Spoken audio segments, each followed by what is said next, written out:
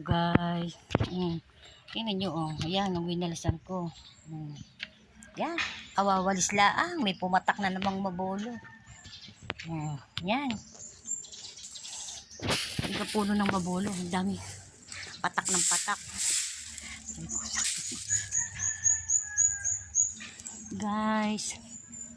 Sa luang ng walisin ng inyong kalokang nanay. Hindi na mentras pang magsumba.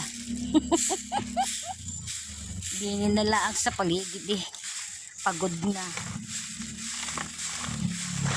Hindi pa ako nakakapunta sa aking punlaan. Inuna ko lamang aring walisin ng mga mabolo.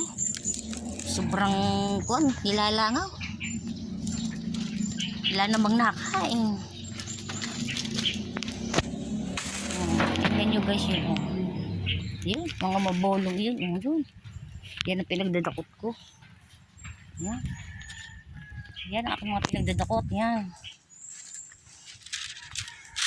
Hindi pa ako tapos. Sari pa. Sa mga halaman pa.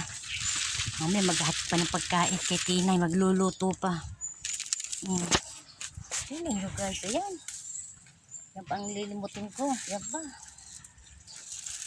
Hindi ko lamang ang daanan. Yung dadaanan ng tao pagka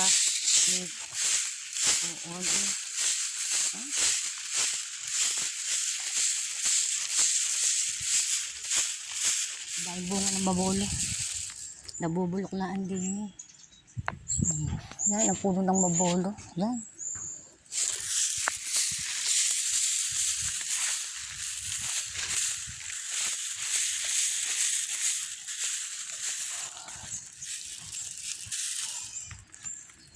Kapoy, ang kalokang nanay.